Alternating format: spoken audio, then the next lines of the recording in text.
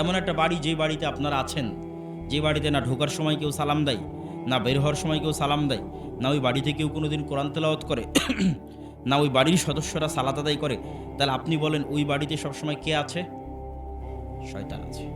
আর এমন একটা বাড়ি সালাম দিয়ে প্রবেশ করে, সালাম দিয়ে বের হয়, কোরআন তেলাওয়াত করে, 5 ওয়াক্ত সালাত আদায় করে, তাহলে ওই বাড়ি যেমন এখানে লাইট জ্বলতেছে, এই এলাকাটা আলোকিত হয়ে আছে, গায়েবে ওই বাড়িটা নূরের আলোয় আলোকিত হয়ে আছে।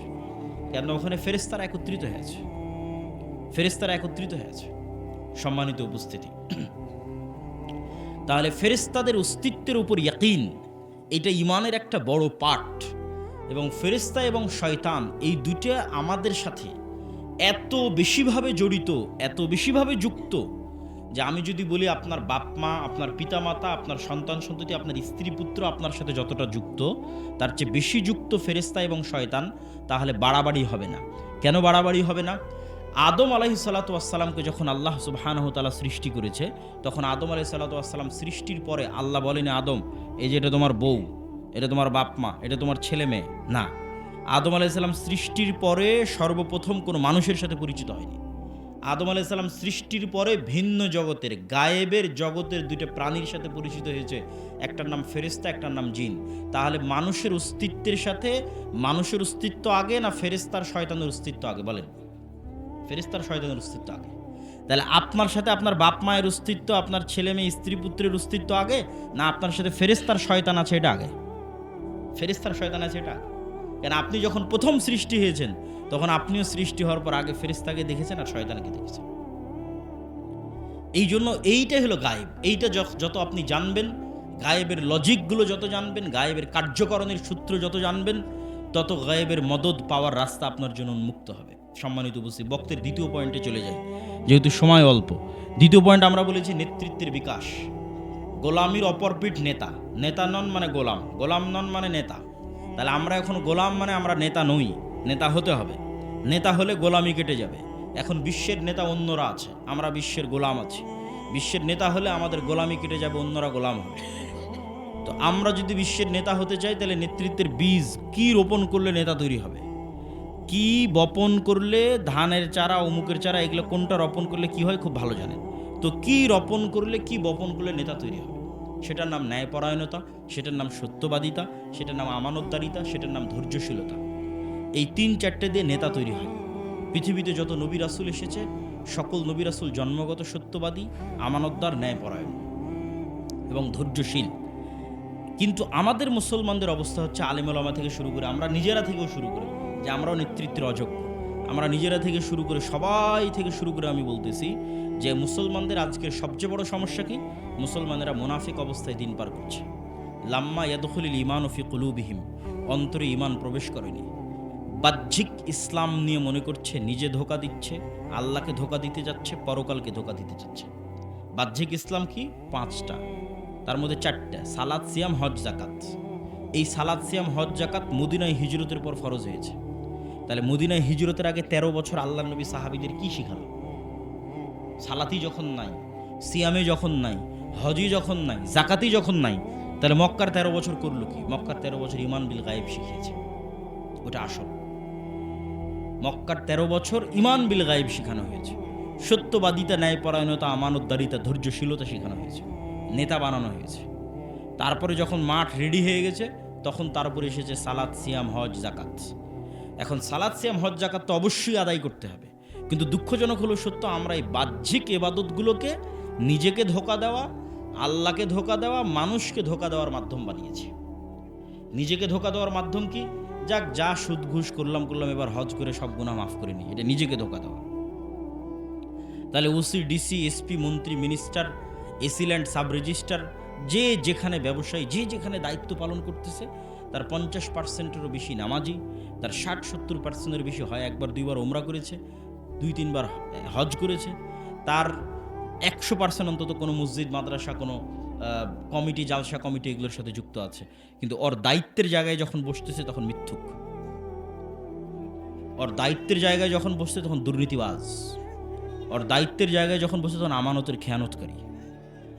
তাহলে সে মুনাফিক। লাম্মা ইয়াদখুলুল ঈমানু ফি কুলুবিহিম, এটা অসম্ভব। জেনে নেন, এটা অসম্ভব যে একটা অন্তরে ইমান বিল গায়েবও থাকবে, মানে আল্লাহর উপর ইমান, ফেরেশতার উপর ইমান, পরকালের উপর ইমান থাকবে, আবার ওই অন্তরে মিথ্যাও প্রবেশ করবে, দুর্নীতিও প্রবেশ করবে, ধোঁকাও প্রবেশ করবে, এটা অসম্ভব। এক অন্তরে এই দুটো একত্রিত হবে না। লা ঈমানা লিমান লা আমানাতা লাহু। তাহলে ওই অন্তরে ইমান প্রবেশ করেনি, বাহ্যিক আমল আছে, আর সে অন্তরের দিক থেকে মুনাফিক। এটা হলো আজকের মুসলমানদের সবচেয়ে বড় সমস্যা। এই জন্য আমি আমার বহু বক্তব্যে বলেছি, আজকের মুসলমানেরা এই যুগের বানু ইসরাইল। কেননা গোলামির মাধ্যমে জাতির চরিত্র পরিবর্তন হয়ে যায়। গোলামি মে বদল জাতি হে কওমো কি তকদির, কওমো কা জমির। আল্লামা ইকবাল বলেছেন, গোলামি করতে করতে জাতির স্বভাব চরিত্র চেঞ্জ হয়ে যায়। তো বানু ইসরাইলেরা তো নবীর সন্তান। নবীর সন্তান কেমনে বলে যে আপনি আর আপনার আল্লাহ গিয়ে যুদ্ধ করেন? নবীর সন্তানেরা কেমনে বলে ঠিক আছে শনিবারের দিন মাছ ধরতে নিষেধ করলেন, আজ শনিবারের দিন আমরা বেড়া দিয়ে ঘিরে রাখবো, রবিবারের দিন মাছ ধরবো? 2 নম্বরই বুদ্ধি। তো নবীর সন্তান, তাহলে নবীর সন্তানেরা এই 2 নম্বরই বুদ্ধি শিখলো কোথায়? যখন ফেরাউনের 300-400 বছর গোলামি করেছে, গোলামি করতে করতে স্বভাব চরিত্র পরিবর্তন হয়ে গেছে। কিন্তু মুসা আলাইহিস সালামকে আল্লাহ ওই গোলামদের সাথে বড় করেনি। মুসা আলাইহিস সালামকে আল্লাহ বড় করেছে ফেরাউনের বাড়িতে, যাতে মুসা আলাইহিস সালামের মধ্যে এগুলো চুরি, চামারি, বাটপারি, দুর্নীতি, 2 নম্বরই, মিথ্যা এগুলো প্রবেশ না করে, যাতে মুসা আলাইহিস সালাম আত্মমর্যাদা, আত্মসম্মান, সত্যবাদিতা, ন্যায়পরায়ণতা, আমানতদারিতা, ধৈর্যশীলতা এগুলো গুণে নেতা হয়। তো মুসা আলাইহিস সালাতু ওয়াস সালাম ফেরাউনের বাড়িতে বড় হয়ে হলেন নেতা। এবার নেতার সাথে পুরো কওম গোলাম। কেন এই কওম 300 বছর থেকে গোলামি করতেছে, 400 বছর থেকে গোলামি করতেছে, যাদের রক্তের মধ্যে মিথ্যা, ধোঁকা, দুর্নীতি ঢুকে আছে। তাহলে এই জাতিকে নিয়ে এক নেতা কেমনে চলবে? চলতে পারেনি। এক মুসা আলাইহিস সালাম মাত্র নেতা, বাকি সবার মেন্টালিটি গোলাম। পদে পদে মুসা আলাইহিস সালামকে তারা বাধা দিয়েছে। শেষ পর্যন্ত মুসা আলাইহিস সালাম বিরক্ত হয়ে আল্লাহকে বলেছে, আল্লাহ এই জাতির দায়িত্ব আমি পালন করতে পারবো না, আমাকে উঠিয়ে দেন। কেন নেতা একমাত্র ছিল মুসা আলাইহিস সালাম, কারো মধ্যে নেতৃত্বের গুণ ছিল না। তো আজকের মুসলমানেরা জন্মগত নেতা ছিল। কেননা মুসলমানদের আদি পিতা তথা বানু ইসমাইলের বংশধর কোনোদিন গোলাম ছিল না। ফলত ইসমাইলের বংশধর পুরোটাই জন্মগত নেতা। যেমন আব্দুল মুত্তালেব কাফের এবং মুশরিক অবস্থায় মৃত্যুবরণ করেছে, কিন্তু কোনো মায়ের সন্তান দাঁড়িয়ে বলতে পারবে না যে আব্দুল মুত্তালেব কারো 1 টাকা মেরে নিয়েছে। কেউ দাঁড়িয়ে বলতে পারবে না যে আব্দুল মুত্তালেব এখানে ধোঁকাবাজি করেছে। আব্দুল মুত্তালেবের ছেলে আবু তালেব, আলী রাদিয়াল্লাহু তাআলা আনহুর পিতা, কাফের এবং মুশরিক অবস্থায় মৃত্যুবরণ করেছে, কিন্তু কেউ দাঁড়িয়ে বলতে পারবে না যে আবু তালেব কারো 1 টাকার তসরুফ করেছে, আবু তালেব কারো উপর অন্যায়ভাবে জুলুম করেছে, আবু তালেব কাউকে ধোঁকা দিয়েছে। কেন? এরা কোনোদিন গোলাম হয়নি, এরা জন্মগত নেতা, এরা কুরাইশ, এরা ইসমাইলের সন্তান, এরা জন্মগত নেতা। আবু সুফিয়ান প্রত্যেক যুদ্ধে মুহাম্মদ সাল্লাল্লাহু আলাইহি ওয়াসাল্লামের বিরুদ্ধে, বদরে মুহাম্মদ সাল্লাল্লাহু আলাইহি ওয়াসাল্লামের বিরুদ্ধে, উহুদে মুহাম্মদ সাল্লাল্লাহু আলাইহি ওয়াসাল্লামের বিরুদ্ধে, খন্দকে মুহাম্মদ সাল্লাল্লাহু আলাইহি ওয়াসাল্লামের বিরুদ্ধে নেতা তথা কাফের মুশরিকদের সর্দার, আর একদিকে মুসলমানদের সর্দার মুহাম্মদ সাল্লাল্লাহু আলাইহি ওয়াসাল্লাম। এই আবু সুফিয়ানকে যখন বাদশাহ হিরাক্লিয়াস জেরুজালেমে জিজ্ঞেস করছে মুহাম্মদ সাল্লাল্লাহু আলাইহি ওয়াসাল্লাম সম্পর্কে, তখন রেকর্ডার নাই, লাইভ নাই, ক্যামেরা নাই, কিচ্ছু নাই, তাও আবু সুফিয়ান মিথ্যা বলেনি, একটা শব্দ মিথ্যা বলেনি। কেন? এরা কুরাইশ, এরা ইসমাইলের সন্তান, এরা কোনোদিন কারো গোলামি করেনি, এদের জন্মগত স্বভাব ছিল নেতৃত্বের স্বভাব। ছিল মুশরিক, ছিল কাফের, কিন্তু গুণ ছিল নেতৃত্বের। ফলত নেতৃত্বের গুণাবলী সম্পন্ন আবু তালেবের ছেলে আলী যখন মুসলমান হয়ে গেছে, নেতৃত্বের গুণাবলী সম্পন্ন আবু সুফিয়ান যখন নিজে মুসলমান হয়ে গেছে, আবু সুফিয়ানের ছেলে মুয়াবিয়া যখন মুসলমান হয়ে গেছে, তাহলে একদিকে জন্মগত নেতৃত্ব আর একদিকে তাওহীদ, এই 2 শক্তিতে বলিয়ান হয়ে এরা হয়ে গেছে বিশ্বের নেতা। ছিল মক্কার নেতা, হয়ে গেছে বিশ্বের নেতা। উমাইয়ারাই সারা বিশ্ব শাসন করেছে, অর্ধ বিশ্ব শাসন করেছে। কেন? আগে থেকেই ছিল জন্মগত নেতৃত্বের গুণ, 2 নম্বরে এসে যুক্ত হয়েছে মুহাম্মদ সাল্লাল্লাহু আলাইহি ওয়াসাল্লামের কাছ থেকে তাওহীদের গুণ, গায়েবের উপর ইয়াকিন, যে সারা বিশ্বের নেতা হয়ে গেছে। এই মুসলমানেরাই যখন এই উপনিবেশ, ইউরোপীয় উপনিবেশের 150 বছরের গোলামি, এই 150 বছরের গোলামিতে আমাদের স্বভাব চরিত্র পরিবর্তন হয়ে গেছে। আমাদের রক্তের মধ্যে মিথ্যা, ধোঁকা, 2 নম্বরই, দুর্নীতি এগুলো ঢুকে গেছে। আপনি আজ ইউরোপ যান, আমেরিকা যান, লন্ডন যান, সবচেয়ে বেশি মিথ্যা ডকুমেন্টস দিয়ে, মিথ্যা পেপারস দিয়ে, মিথ্যা ওয়াদা দিয়ে, মিথ্যা তথ্য দিয়ে, মিথ্যা কথা দিয়ে, মিথ্যা বেনিফিটস নিয়ে সবচেয়ে বেশি বসবাস করতেছে মুসলমানেরা। পুরো জীবনটাই মিথ্যার উপর দাঁড়িয়ে আছে। তাহলে কিভাবে তারা নেতা হবে?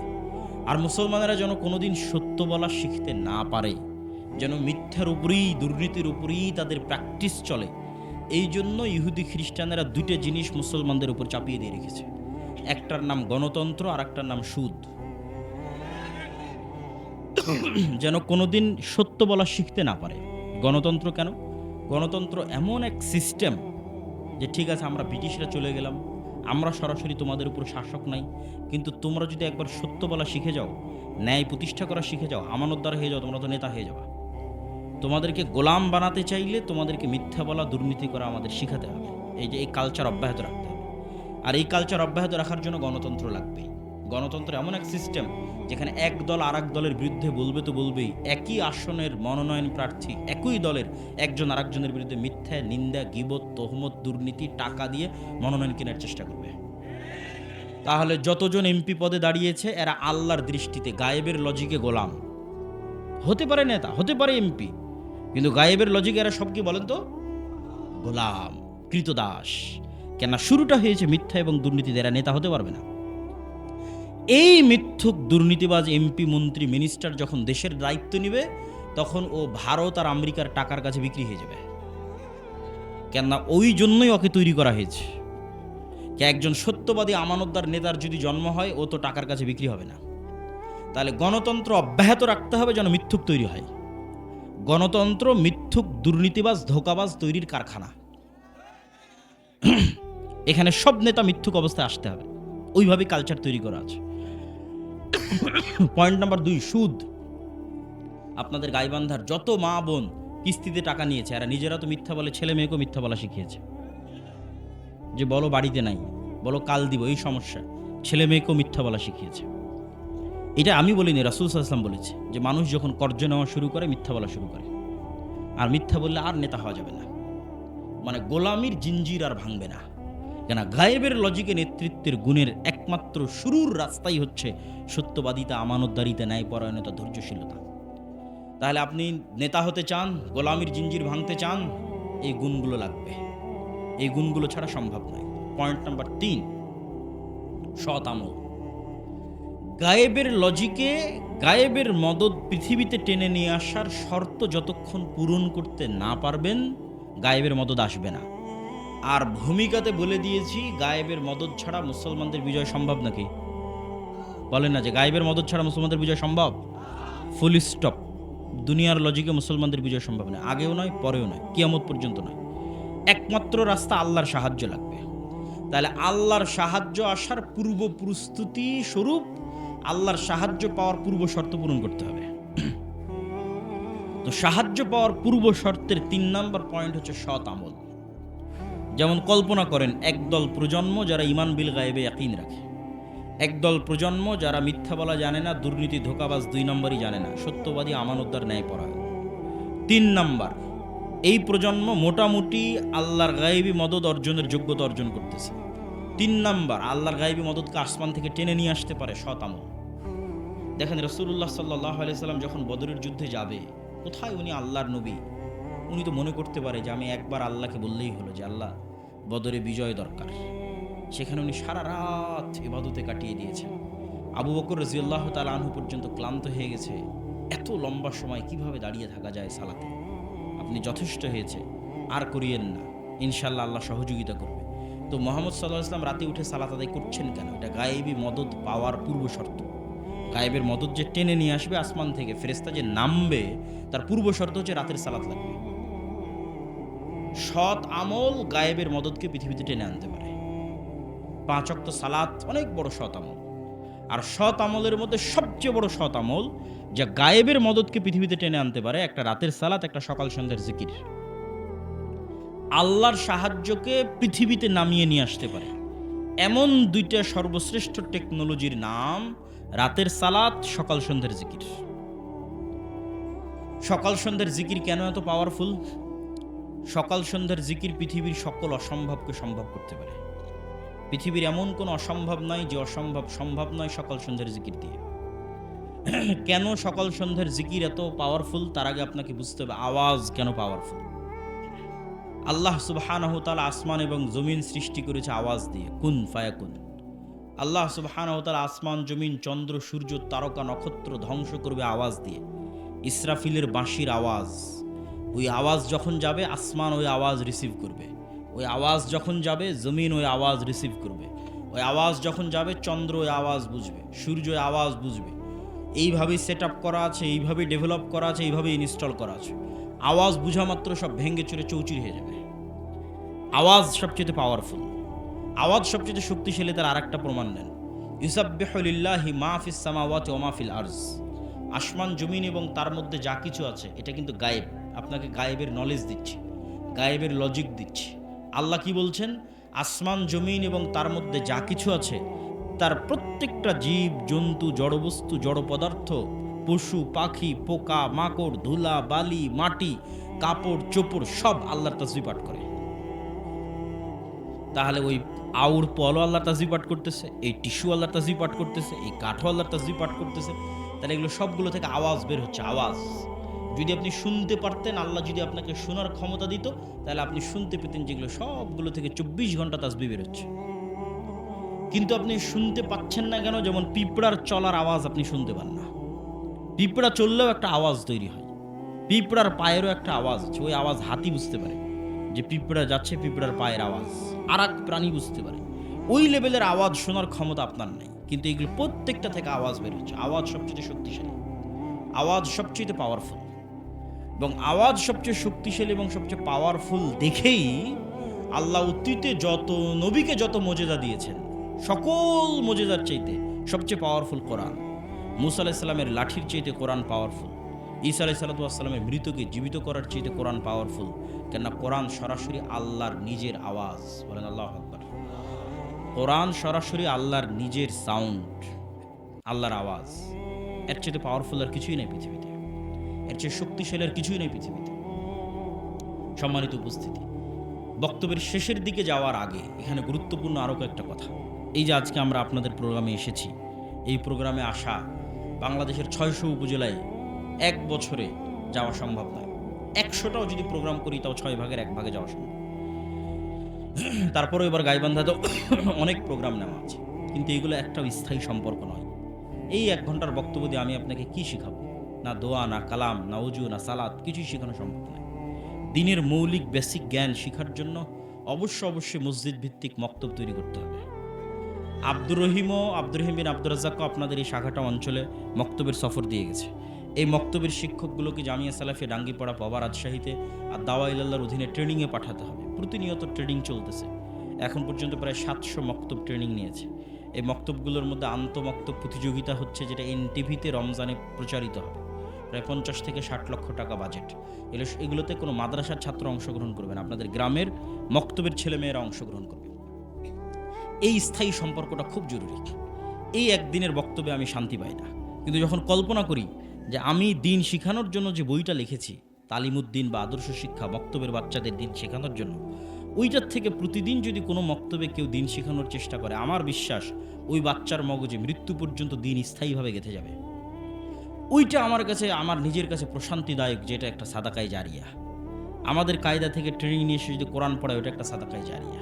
এখানে আর আমি কতটুকু সাদাকায়ে জারিয়া করতে পারবো? এই মক্তবগুলোর সাথে সম্পৃক্ত হতে হবে। 2 নম্বর, আমাদের সাথে অসংখ্য মাদ্রাসা আল জামিয়া সালাফের সাথে মুআদালাভুক্ত হিসেবে পরিচালিত হচ্ছে। আজকেরটাও যেমন আছে, আশেপাশে আরও কয়েকটা শিক্ষা প্রতিষ্ঠান আছে। এবং সরাসরি নিবরাস ইসলাম রিসার্চ ফাউন্ডেশন বা আল জামিয়া সালাফের হয়ে সরাসরি আমাদের পরিচালনায় তালুক ঘোড়াবান্ধা, যেটা সালাফিয়া রহমানিয়া মাদ্রাসা, এটাও আপনাদের কাছে, সেখানেও প্রোগ্রাম আছে। 18 তারিখ শাইখ আব্দুর রাজ্জাক বিন ইউসুফ আসবে ওই প্রোগ্রামে। এই প্রতিষ্ঠানগুলোর সাথে আপনাদের সম্পৃক্ততা বাড়াতে হবে।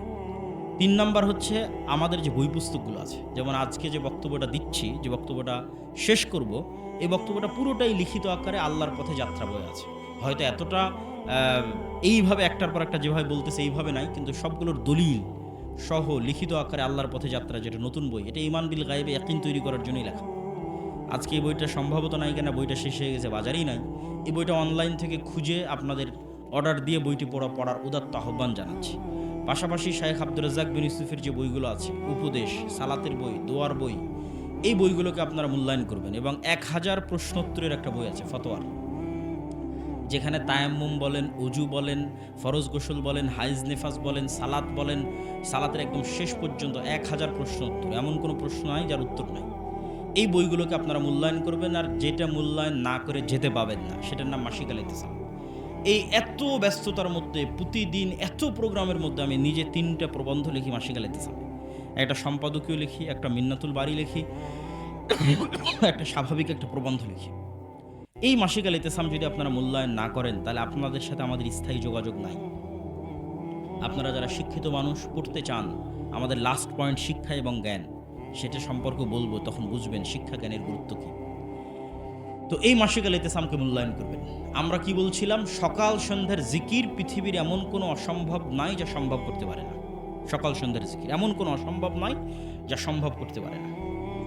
যেমন জাকারিয়া আলাইহিস সালাতু ওয়াস সালাম বলছেন, আল্লাহ আমার সন্তান দরকার, বন্ধা স্ত্রী, তিনি বৃদ্ধ, কেমনে সম্ভব এই অসম্ভবকে সম্ভব করা? আল্লাহ বললেন, এই অসম্ভব সম্ভব হওয়ার রাস্তা হচ্ছে তুমি সকাল সন্ধ্যায় জিকির করবা। জিকির আওয়াজ তৈরি করে। এবং জিকিরের সবচেয়ে মজার পার্ট কি জানেন? জিকিরের সবচেয়ে মজার পার্ট, দোয়া তো আমরা সবাই করি, দোয়াতে নিজের স্বার্থটা বেশি থাকে, আর জিকিরে কিন্তু কিছুই চাওয়া থাকে না। আপনি বললেন লা ইলাহা ইল্লাল্লাহ, এর মধ্যে কি চাওয়া আছে? কিছুই চাওয়া নেই। আপনি বললেন লা ইলাহা ইল্লাল্লাহু ওয়াহদাহু লা শারীকা লাহু লাহুল মুলকু ওয়া লাহুল হামদু ওয়া হুয়া আলা কুল্লি শাইইন কাদির, এর মধ্যে কি চাইলেন? কিছু চাননি। আপনি বললেন লা হাওলা ওয়ালা কুওয়াতা ইল্লা বিল্লাহ, এর মধ্যে কি চাইলেন? কিচ্ছু চাননি। আপনি বললেন সুবহানাল্লাহি ওয়া বিহামদিহি সুবহানাল্লাহিল আযীম, এর মধ্যে কি চাইলেন? কিচ্ছু চাননি। আপনি বললেন সুবহানাল্লাহ, আলহামদুলিল্লাহ, আল্লাহু আকবার, কি চাইলেন? কিচ্ছু চাননি। এই জন্য দোয়ার চাইতেও পাওয়ারফুল হচ্ছে জিকির। কেননা দোয়াতে মানুষের নিজের ব্যক্তি স্বার্থ একটু হলেও কাজ করে, যে আল্লাহ আমার এটা দরকার, আমার এটা দরকার, আমার এটা দরকার। আর যখন আপনি জিকির করতেছেন, তখন পুরোটাই নিঃস্বার্থভাবে আল্লাহর জন্য। এবং সব ফেরেশতাদের বৈশিষ্ট্য জিকির। আসমান জমিন, জীব জন্তু, পশু পাখি সবাই আল্লাহ সুবহানাহু ওয়া তাআলার জিকির করে, মানে তাসবিহ পাঠ করে। এই জন্য তাসবিহ পাঠ খুবই গুরুত্বপূর্ণ, খুবই পাওয়ারফুল। সকাল সন্ধ্যা, সকাল সন্ধ্যা মানে ফজরের পর থেকে সূর্য ওঠা পর্যন্ত, আর সন্ধ্যা মানে সূর্য ডুবার পরে নয়, সন্ধ্যা মানে আসর থেকে সূর্য ডুবা পর্যন্ত। এটা একটি হারানো আমল, যা আমাদের আদায় করা উচিত। পয়েন্ট নাম্বার 4, মুসলমানদের বিজয়ের জন্য 4 নাম্বার পয়েন্ট, শিক্ষা এবং জ্ঞান। মুসলমানরা গোলামি থেকে মুক্তি পাবে, স্বাধীন হবে, নেতা হবে। পয়েন্ট নাম্বার 4, শিক্ষা এবং জ্ঞান। আল্লাহ সুবহানাহু ওয়া তাআলা যে সিস্টেমের উপর পৃথিবী ডেভেলপ করেছেন, এই সিস্টেম উনি ভাঙতে চান না, খুব কম ভাঙেন। যেমন আল্লাহর পৃথিবীর সিস্টেম কি? কাউকে যদি আগুনে নিক্ষেপ করা হয় পুড়ে যাবে, কত বড় আল্লাহওয়ালা তাও পুড়ে যাবে। ইব্রাহিম আলাইহিস সালামের ক্ষেত্রে আল্লাহ সিস্টেম ব্রেক করে আগুনকে থামিয়ে দিয়েছেন। কিন্তু আসহাবুল উখদুদ সূরা বুরুজের ঘটনা পড়েন, ওদেরকে আগুনে নিক্ষেপ করা হয়েছে, আগুন ওদের জ্বালিয়ে দিয়েছে। আজ গাজা থেকে আল্লাহওয়ালা মানুষ নাই, পরহেজগার মানুষ নাই। আফগানিস্তানে কি আল্লাহওয়ালা পরহেজগার মানুষ ছিল না? আল্লাহ তার সিস্টেম ব্রেক করেন না। এই সিস্টেমের উপর পৃথিবী ডেভেলপ করা আছে। ছুরি দিয়ে যদি একটা আল্লাহওয়ালা মানুষকেও কাটা হয়, কেটে যাবে। একটা পরহেজগার মানুষকেও কাটা হয়, কেটে যাবে, কেন ছুরি ওই কাজের জন্যই তৈরি করা আছে। তাহলে পৃথিবী আল্লাহ ডেভেলপ করেছে, পৃথিবীতে আল্লাহর সুন্নাত এটা যে জ্ঞানী হবে ওর ক্ষমতা। এই সিস্টেম যদি একটা ইহুদিও ফলো করে, আল্লাহ ওকে বলবে না যে তুই ইহুদি, এই জন্য তোকে নামিয়ে দিচ্ছি, না। এই সিস্টেম যদি একটা হিন্দু ফলো করে, আল্লাহ বলবে না তুই হিন্দু, তোকে নামিয়ে দিলাম, না। যে জ্ঞানী হবে সে ক্ষমতা পাবে। ও হিন্দু হলেও ক্ষমতা পাবে, ও ইহুদি হলেও ক্ষমতা পাবে, ও খ্রিস্টান হলেও ক্ষমতা পাবে। কেন এই লজিকের উপর পৃথিবী দাঁড়িয়ে আছে? কেন স্বয়ং আল্লাহ নিজে জ্ঞানী। আল্লাহ সুবহানাহু ওয়া তাআলা দুনিয়ার মানুষকে বলেনি যে এই গায়বান্দার মানুষেরা তোমরা আল্লাহর ইবাদত করো, কেননা আল্লাহ কিছুই জানে না। বলেন নাউজুবিল্লাহ। এটা বলেছে নাকি আল্লাহ? আল্লাহ বলেছে তোমরা আল্লাহর ইবাদত করো, আল্লাহ এত জানে যে তোমাদের অন্তরের খবরও জানে। তাহলে জ্ঞানী হওয়া কার গুণ? জোরে বলেন, জ্ঞানী হওয়া কার গুণ? আরো জোরে বলেন, জ্ঞানী হওয়া কার গুণ? আল্লাহর গুণ। আপনি মুসলমান জাহেল থাকবেন আর আল্লাহ আপনাকে ক্ষমতা দিবে? অসম্ভব। এই লজিকের উপর আল্লাহ পৃথিবী দাঁড় করাননি। জ্ঞানী হওয়া আল্লাহর গুণ। পয়েন্ট নাম্বার 2, জ্ঞানে ক্ষমতা পাওয়া যায় তার 2 নম্বর দলিল। ওয়াইজ কুলনা লিল মালাইকাতি ইসজুদু লি আদম ফাসাজাদু ইল্লা ইবলিস ওয়াইজ ক্বালা রাব্বুকা লিল মালাইকাতি ইন্নী জাইলুন ফিল আরদি খলিফা। আল্লাহ ফেরেশতাদের ডাক দিয়ে বললেন আদমকে সৃষ্টি করব। আদমকে সৃষ্টি করার পর ফেরেশতাদের বললেন আদমকে সিজদা করতে হবে। ইবলিস বলল আদমকে সিজদা করতে পারবো না, কেননা আদম মাটির তৈরি, আমি আগুনের তৈরি। ইবলিসের প্রশ্নই ভুল। ইবলিসের প্রশ্নই ভুল। কেননা ইবলিসের প্রশ্ন হচ্ছে ইবলিস আগুনের তৈরি হয়ে মাটির তৈরি, আদমকে সিজদা দিবে না। যদি কি থেকে তৈরি হয়েছে এটাই লজিক হয়, তাহলে ইবলিসের চেয়েও শ্রেষ্ঠ জিনিস দিয়ে ফেরেশতারা তৈরি হয়েছে, ওটা হচ্ছে নূর। কথা মানে আমার বুঝতে পারেননি? আগুনে তৈরি হওয়ার কারণে ইবলিস যদি আদমের তৈরি, মাটির তৈরি আদমকে সিজদা না করে, তাহলে ফেরেশতারা নূরের তৈরি, তো জিনের চেয়েও শ্রেষ্ঠ জিনিস দিয়ে তৈরি হয়েছে, তারা কেমনে সিজদা করে? প্রশ্ন কেন ভুল? আল্লাহ আদমকে তৈরি হওয়ার কারণে, কি থেকে তৈরি করেছে এই কারণে সম্মান দেয়নি। আল্লাহ আদমকে সম্মান দিয়েছে কেন? আদম ফেরেশতার চেয়েও জ্ঞানী, জিনের চেয়েও জ্ঞানী। বলেন আল্লাহু আকবার। ফেরেশতাদের চেয়ে জ্ঞানী, জিনের চেয়ে জ্ঞানী। কি দিয়ে তৈরি হয়েছে এটাতে নয়। অতএব প্রশ্নই ভুল। ইবলিসকে সিজদা করতে হবে কেন? আদম আলাইহিস সালাম তখন ইবলিসের চেয়েও জ্ঞানী, ফেরেশতাদের চেয়েও জ্ঞানী। কিয়ামত পর্যন্ত যে জাতি জ্ঞানে এবং শিক্ষায় এগিয়ে যাবে, সে জাতি ক্ষমতা পাবে। এইটাই আল্লাহর লজিক, এটার উপরেই আল্লাহ পৃথিবী ডেভেলপ করেছে।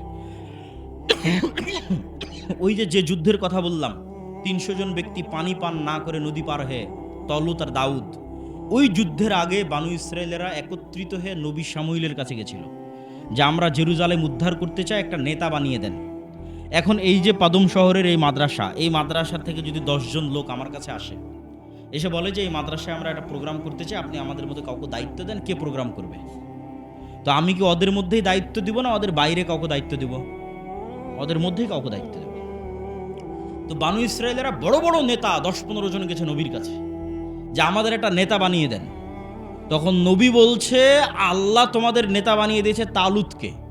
এরা ডানে বামে খুঁজে পায় না তালুতকে। স্টেজে এতগুলো মানুষ বসে আছে, এর মধ্যে কে তালুত? কেউ নয়।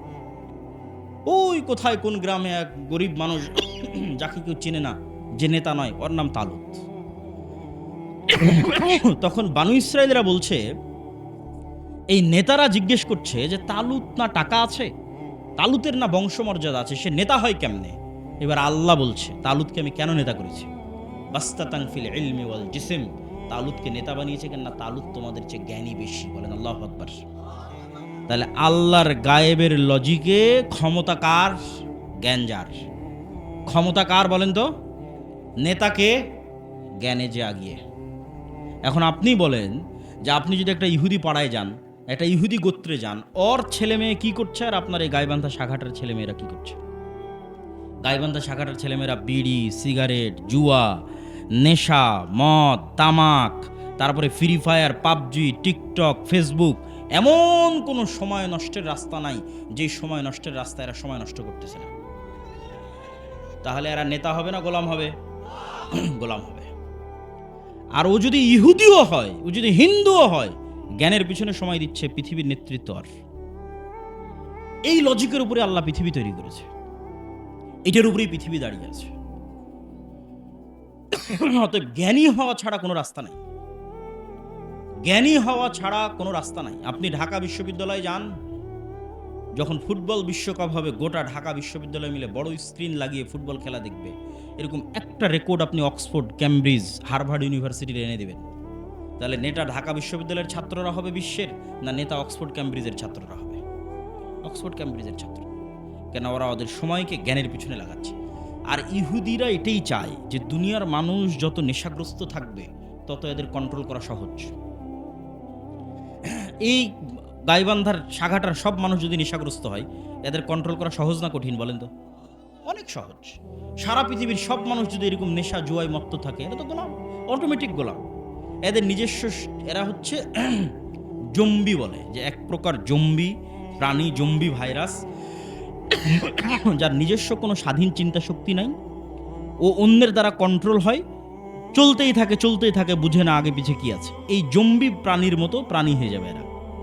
এরা টিকটক, ফেসবুক, ইউটিউব, জুয়া, মদ, নেশা, তার জীবনের কোনো লক্ষ্য উদ্দেশ্য আছে, কিছু করতে হবে, এগুলো না, পরিপূর্ণরূপে গোলাম, অন্যের দ্বারা কন্ট্রোল।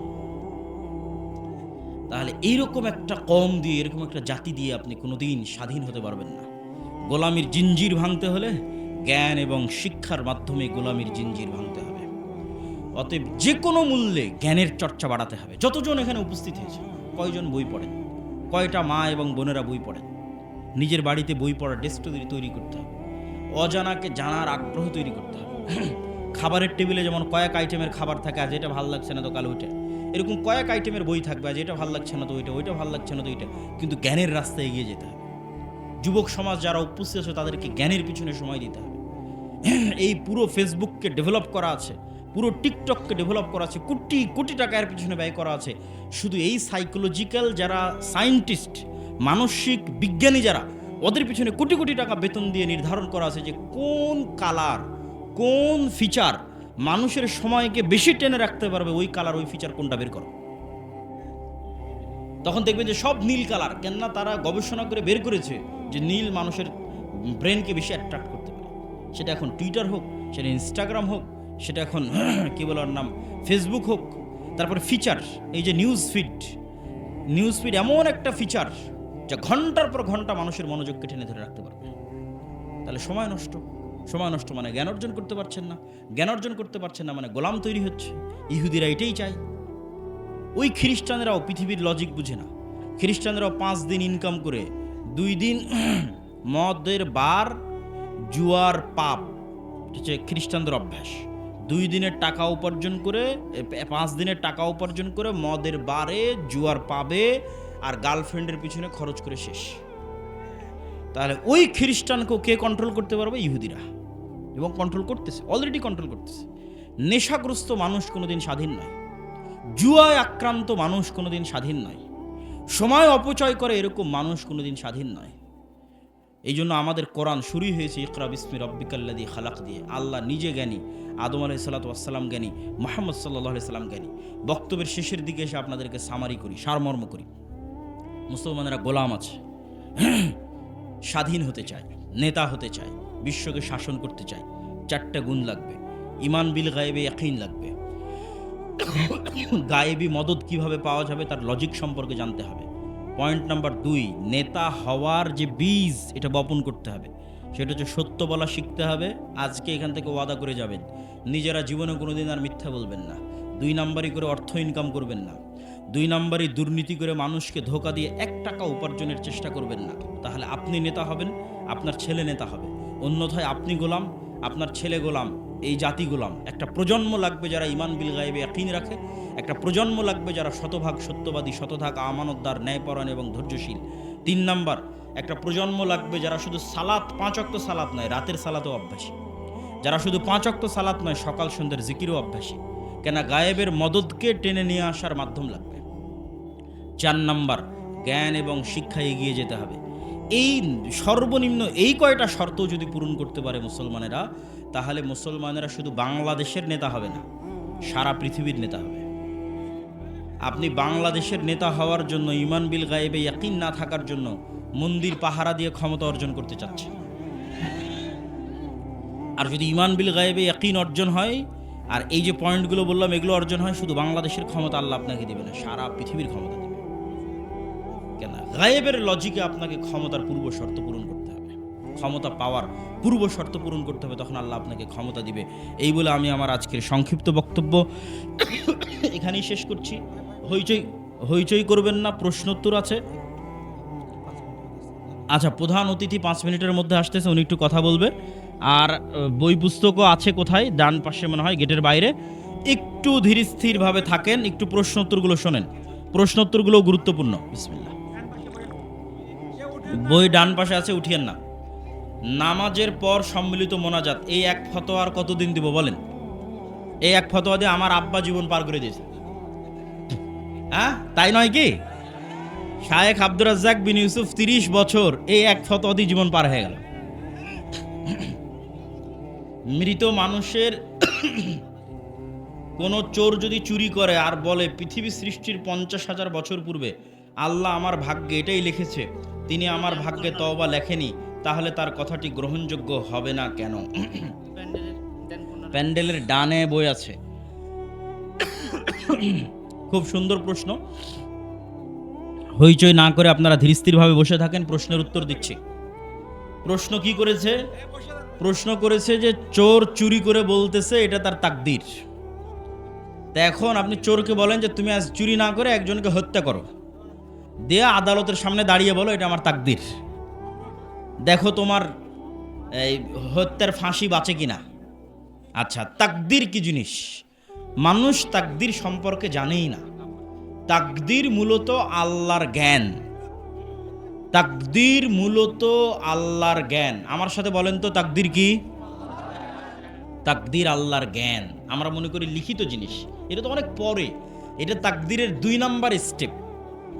আল্লাহর যে বিশাল জ্ঞান আছে, মহাসাগরের চেয়েও সীমাহীন অসীম জ্ঞান, সেই জ্ঞান থেকে শুধুমাত্র অল্প একটু, যেটা আসমান জমিন পৃথিবী মানুষ জিন এই রিলেটেড, ওইটা আল্লাহ পৃথিবী সৃষ্টির 50,000 বছর আগে লাউহে মাহফুজে ট্রান্সফার করে দিয়েছে আল্লাহর অসীম জ্ঞান থেকে। তাহলে লাউহে মাহফুজের সাথে এই সমগ্র পৃথিবী এমনভাবে কানেক্টেড যে এখানে একটা গাছের পাতা পড়লেও সেটা লাউহে মাহফুজের সাথে কানেক্টেড। সারা পৃথিবীর কেন্দ্রীয় ডাটা সার্ভার, আসমান জমিন এবং তার মধ্যে যা কিছু আছে তার সেন্ট্রাল ডাটা সার্ভার হচ্ছে লাউহে মাহফুজ। এই লাউহে মাহফুজ থেকে এক বছরের ডাটা ফেরেশতাদের কাছে হস্তান্তর হয়। লাইলাতুল কদরের রাতে ফেরেশতাদের কাছে 1 বছরের ডাটা হস্তান্তর হয়। তাহলে লাউহে মাহফুজে যে তাকদীর লিখিত আছে এটা আল্লাহর জ্ঞান। এবার মানুষ যখন যে কাজ করবে সেই কাজ সে স্বেচ্ছায় করবে। আপনি যেমন একটা গেম যখন ডেভেলপ করেন, একটা সফটওয়্যার যখন ডেভেলপ করেন, ওখানে ফাংশনগুলো যখন ক্রিয়েট করেন, এই ফাংশনগুলো এক প্রকার তাকদীরের মতো, কিন্তু আপনি এটা জানেন না যে কে কখন কোন ফাংশন গ্রহণ করবে। কিন্তু যে ফাংশনে গ্রহণ করুক না কেন, সাথে সাথে ওইটার ইমিডিয়েট ফিডব্যাকও সে পাবে, ইমিডিয়েট রেজাল্টও সে পেয়ে যাবে, কেন ওটা আগে থেকে সেট আপ করা আছে। কিন্তু আপনি এটা জানেন না যে আমার কোন প্লেয়ার গেম খেলার সময় কোন ফাংশনটা অ্যাকসেপ্ট করবে, এটা জানেন না। তো আল্লাহর জ্ঞান এত অসীম, উনি একে তো পৃথিবী একটা সিস্টেমের উপর ডেভেলপ করেছে, একটা তাকদীরের উপর ডেভেলপ করেছে, আবার কোন মানুষ কোন অপশনটা অ্যাকসেপ্ট করবে এটাও আল্লাহ জানেন। কিন্তু মানুষ ওই অপশনটা অ্যাকসেপ্ট করবে স্বেচ্ছায়। মানুষ তার পুরো শরীরের সকল শক্তি সকল ক্ষমতা ব্যবহার করতেছে আল্লাহ সুবহানাহু ওয়া তাআলার অনুমতিতে, কিন্তু ব্যবহার করতেছে নিজের ইচ্ছায়। ইসলামী পরিভাষায় কারো অনুপস্থিতিতে অন্যের নিকট এমন কোনো কথা বলা যা শুনলে সে মনে কষ্ট পাবে, তাই গীবত। তাহলে কোনো আইনজীবী বা কোনো ঘটক যদি আমাকে কোনো ঘটনা সম্পর্কে জানতে চাই, তাহলে কি গীবত হবে? মুসলিম ভাইয়ের কল্যাণে, মুসলিম প্রতিষ্ঠানের কল্যাণে, মুসলিম দেশের কল্যাণে দোষ ত্রুটি বলা যায়। রাসূল সাল্লাল্লাহু আলাইহি ওয়াসাল্লাম নিজেও বলেছেন, আমি বিজ্ঞান ও কোরআন মাজিদের মধ্যকার সম্পর্ক নিয়ে জানতে ভীষণ আগ্রহী, এরকম কোনো বই থাকলে জানানোর অনুরোধ করবেন। প্রশ্নটি একজন হিন্দু গবেষকের। তিনি বলেন, ইসলাম ধর্ম বলে ধ্যান করা নিষেধ, কিন্তু হযরত মুহাম্মদ সাল্লাল্লাহু আলাইহি ওয়াসাল্লাম গুহায় কেন গিয়েছিলেন এবং সেখানে তিনি কিভাবে আল্লাহর উপাসনা করতেন? সম্মানিত উপস্থিতি, সকল নবী সালাত আদায় করত। সালাত আদায়ের ধরনে পার্থক্য হতে পারে। ঈসা আলাইহিস সালাম যখন মায়ের পেট থেকে প্রথম কথা বললেন, মায়ের কোল থেকে যখন প্রথম কথা বললেন, তখন প্রথম কথার মধ্যে ঈসা আলাইহিস সালাম বলেন, ওয়াউসানি বিসসালাতি ওয়াজ যাকাতি মা দুমতু হাইয়া। আল্লাহ আমি ঈসা আমাকে আদেশ দিয়েছে আমি যেন মরা পর্যন্ত সালাত আর যাকাত আদায় করি। তাহলে ঈসা আলাইহিস সালাম মায়ের পেট থেকে কোল থেকে বলতেছে যে তাকে আল্লাহ কিসের আদেশ দিয়েছে? সালাতের। তাহলে সালাত এবং যাকাত সকল নবী আদায় করতে, ধরন ভিন্ন হতে পারে। তাহলে মুহাম্মদ সাল্লাল্লাহু আলাইহি ওয়াসাল্লাম কিভাবে ইবাদত করতেন? তার দাদা আব্দুল মুত্তালিবকে যেভাবে ইবাদত করতে দেখেছে, সেই ইবাদতের ধরন আমাদের জানা নাই। আর সম্ভাব্য হতে পারে যে আব্দুল মুত্তালিব কিভাবে ইবাদত করত, ইসমাইলি দিনের, ইসমাইলি আদর্শের কিছু খণ্ডিত অংশ তো ছিলই, শব্দ আর বিকৃত হয়ে যায়নি, মূর্তিটা বিকৃতির মাধ্যমে ঢুকেছে। যেমন মুসলমানি অক্ষত ছিল, ইসমাইল আলাইহিস সালাতু ওয়াস সালাম এবং ইব্রাহিম আলাইহিস সালাতু ওয়াস সালামের মুসলমানি করার আদর্শ মক্কার কাফের মুশরিকদের পর্যন্ত অক্ষত ছিল। হজ করতে হবে, এটা কাবা ঘর, এটা জমজমের পানি, এগুলো ইতিহাস, এগুলো কালচার ইসমাইল থেকে ফলো আপ হয়ে এসেছে। তো ঠিক সেই রকমই ইসমাইল আলাইহিস সালাম যেভাবে ইবাদত করতেন, সেটার কিছু না কিছু খণ্ডিত অংশ আব্দুল মুত্তালিব পর্যন্ত ছিল। তা আব্দুল মুত্তালিবকে মুহাম্মদ সাল্লাল্লাহু আলাইহি ওয়াসাল্লাম যেভাবে ইবাদত করতে দেখতেন, হেরা গুহায় তিনি সেভাবে ইবাদত করতেন। সেটা অবশ্যই ওয়ান কাইন্ড অফ সালাত, কোনো একটা সালাত। আব্দুল্লাহ ভাই, আমি আপনার সঙ্গে দেখা করতে চাই, যে কোনো জুমার খুতবায়, যে কোনো প্রোগ্রামে মসজিদ তৈরি করে তার নাম ফলক প্রতিষ্ঠাতা হিসেবে উল্লেখ করা যাবে। যাওয়াতে সমস্যা নয়, তবে নিয়তে যদি রিয়া থাকে কবুল হবে না, জাহান্নামে যাওয়ার কারণ হতে পারে। যেসব মাদ্রাসা নিজের নামে এবং মাদ্রাসার পরিচালক সদস্য সব নিজেরাই, এসব প্রতিষ্ঠানে কি দান করা ঠিক হবে? স্বচ্ছতা থাকলে, ন্যায়পরায়ণতা থাকলে অবশ্যই দান করা যাবে। নবীর সন্তান নবী, নবীর সন্তান নবী, নবীর সন্তান নবী, পুরো বংশ নবী, তার নাম ইব্রাহিম আলাইহিস সালাতু ওয়াস সালাম। যতক্ষণ সত্যবাদিতা, আমানতদারিতে, ন্যায়পরায়ণ আছে, ততক্ষণ যোগ্যতা থাকলে কোনো সমস্যা নেই। আলাম নিবেন, সালাম নেবেন প্রিয় শাইখ। আমি কি আমার বাবার সাথে কোরআন ও হাদিস নিয়ে সঠিক ও সহি বিষয়গুলো নিয়ে তর্ক করতে পারবো? হ্যাঁ, ভদ্রতার সাথে করতে পারবেন। ডিসেম্বর মাসে শুরু হয় পিকনিক খাওয়ার পালা। এছাড়াও যে কোনো অনুষ্ঠান, বাদ্যযন্ত্র দিয়ে আনন্দ উৎসব করার পরিণাম কি? এই বিষয়ের কারণে আমার এলাকায় থাকা সমস্যা হয়। এগুলো সব হারাম, নিশ্চিত হারাম। দাওয়াতি কাজ করতে হবে। যারা বই নিতে চান জরুরি ভিত্তিতে হাতের ডানে, এবং কেউ মাসিক আল ইতিসাম ছাড়া যাবেন না। গত বছর ডাঙ্গিপাড়া মাদ্রাসায় গিয়েছিলাম। আপনার মাদ্রাসায় স্থায়ীভাবে থাকতে চাই। আসলে প্রতিষ্ঠান তো এগুলোতে স্থায়ীভাবে ছাত্র হওয়া ছাড়া, অথবা কর্মচারী বা কর্মকর্তা বা স্টাফ হওয়া ছাড়া স্থায়ীভাবে এমনি থাকার কোনো রাস্তা নেই। একটা হতে পারে দাওয়াইল্লাহর বিভিন্ন কোর্স হয়, সেগুলোতে গিয়ে তুমি থাকতে পারো, কোর্সে অংশগ্রহণ করতে পারো। 20 দিনের কোর্স হয়, যেটা রমজানে হবে। এই যে রমজান আসতেছে, রমজানে হবে, যে কেউ যেতে পারে। আপনাদের অঞ্চলের যারা শিক্ষিত যুবক শ্রেণী আছে, তাদেরকে আমি আহ্বান জানাবো 20 দিনের কোর্সে যেতে। 3 দিনের মাদ্রাসা হয়, সেগুলো আমাদের ফেসবুক পেজে পাবো। মক্তবের শিক্ষকদের ট্রেনিং হয়। তাকলিদ করা কি শিরক নাকি জায়েজ? তাকলিদের ধরনের উপর নির্ভর করবে। ইহুদিরা যে তাকলিদ করে সেটা শিরক। ইহুদিদের মধ্যে একটাই শিরক আছে, বা অনেকগুলো শিরক আছে, তার মধ্যে বড় শিরক তাকলিদ। ইহুদিদের মধ্যে মূর্তির শিরক নাই। কোনো সিনাগগে গিয়ে আপনি মূর্তি পাবেন না। ইহুদিরা কোনো বিমূর্ত চিত্র তথা আঁকিয়ে চিত্রের ইবাদত করে না, বরং অদৃশ্য সত্তা আল্লাহর ইবাদত করে। তো ইহুদিদের মধ্যে শিরক কি? তাকলিদের শিরক। সেটা আল্লাহ কোরআনেও বলেছে যে ইহুদি যারা গুরু, ধর্মগুরু, তারা হালালকে হারাম করে দিলে ওরা হারাম মনে করে, হারামকে হালাল করে দিলে ওরা হালাল মনে করে। যেমন জেনা করা আল্লাহ তাওরাতে হারাম করেছে। 10টা যে আদেশ আল্লাহর তাওরাতে লিখিত আকারে এসেছিল, যেটা এখনকার তাওরাতেও আছে, যেটা এখনকার কোরআনেও আছে, তার মধ্যে জেনা হারাম। এখন ইহুদি এই ধর্মীয় প্রধান যদি বলে যে মুসলমান অমুক দেশের অমুক নেতাকে ফাঁসানোর জন্য আমাদের একজন গোয়েন্দা মহিলা কর্মীর জেনা করা হালাল, তোরা মনে করবে এটাই ইবাদত, বলে নাউজুবিল্লাহ। অথচ আল্লাহর পক্ষ থেকে হারাম করা আছে, এখনকার তাওরাতে হারাম করা আছে। এই তাকলিদের নাম শিরক। আর যদি দলিল ভিত্তিক আমি একজন আলেমের অনুসরণ করছি বা একটা প্রতিষ্ঠানের কথা অনুসরণ করছি দলিল সহ, সরাসরি আমার যতক্ষণ জ্ঞান আছে হালালকে হারাম মনে করা, হারামকে হালাল মনে করার এই ক্ষমতা আমি তাকে দেইনি, ততক্ষণ কোনো সমস্যা নেই। সেটাকে আসলে তাকলিদ বলে না, ওইটাকে আলেম ওলামারা ইত্তেবা বলেছে।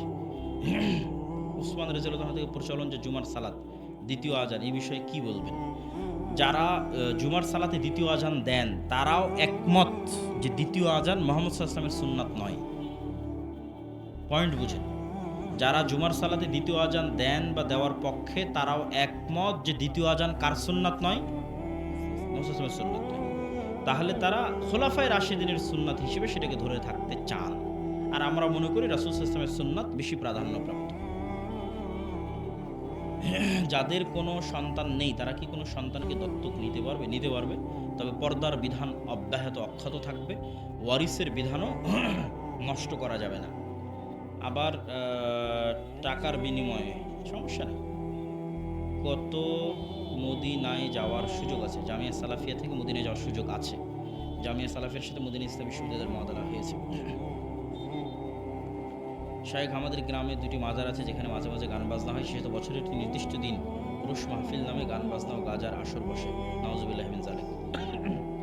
এগুলোকে প্রতিহত বা প্রতিবাদ করার অবশ্যই চেষ্টা করতে হবে।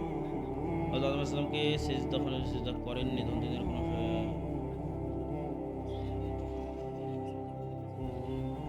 শায়েখ দুনিয়া ধ্বংস হওয়ার পর, বিচার শেষ হওয়ার পর কি আবার দুনিয়ার মতো মানুষ একত্রে বসবাস করবে? দুনিয়া ধ্বংস হওয়ার পর, বিচার শেষ হওয়ার পর জান্নাতে মানুষ যা চাইবে তাই পাবে। যদি বলে যে আমার বাদুম শহরের সাঘাটার এই গ্রামের স্মৃতিতে আমি ফিরে যেতে চাই, এটারও ব্যবস্থা লাগবে। আত্মীয় স্বজনের সাথে যদি তারা, যে সমস্ত আত্মীয় স্বজন জান্নাতে যাবে, তাদের সাথে যদি এই দুনিয়ার এখানে ফিরে এসে একটু ঘুরে বেড়াতে চায়, যমুনা নদীতে একটু গোসল করতে চায়, সেটারও সুযোগ দেওয়া হবে। এটাই তো জান্নাতে যাওয়ার মজা। লাইফ যদি এখানেই শেষ হয়ে যায় তাহলে এই জীবনের মানে কি হলো? লাইফের প্রকৃত এনজয় তো ওইটাই, যেটাতে আপনি চিরস্থায়ী এনজয় করতে পারবেন। এই শৈশবের স্মৃতিগুলোতে আবার ফিরে যেতে পারবেন, ওটাই তোর জীবন। তাহলে এটার জন্য জান্নাতে যাওয়াই লাগবে, কোনো রাস্তা নেই। কিস্তিতে ফোন, ফ্রিজ এগুলো নেওয়া কেমন? আমি আমার বহু বক্তব্যে বলেছি,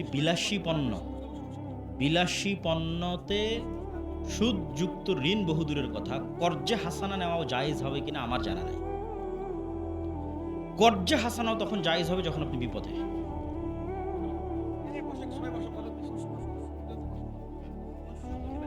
হুজুর আসসালামু আলাইকুম, ব্যাংকে টাকা রেখে মুসলিম সভাপতি হওয়া যাবে? ব্যাংকের টাকা থেকে যদি সুদ না নেয় সমস্যা নেই। ইল্লাল্লাহ এটা কোনো জিকির নয়, লা ইলাহা ইল্লাল্লাহ পুরোটাই জিকির। এত প্রশ্নের উত্তর দেওয়া যাবে না। তো ঠিক আছে,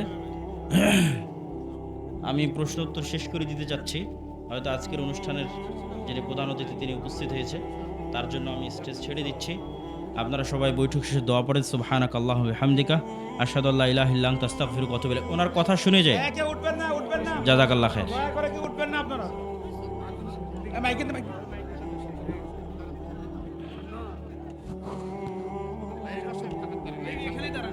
আসসালামু আলাইকুম ভাই, দয়া করে কি উঠবেন না প্লিজ ভাই, অন্তত 5 মিনিট কেউ উঠবেন না। এই পর্যায়ে আমাদের আজকের মাহফিলের প্রধান অতিথি জনাব তারাজ মোহাম্মদ ফরকল সরকারকে তার মূল্যবান কথা বলার জন্য অনুরোধ করছি। ভাই ওখান থেকে বলেন। আউযু বিল্লাহি মিনাশ শাইতানির রাজিম, বিসমিল্লাহির রহমানির রহিম। আজকের এই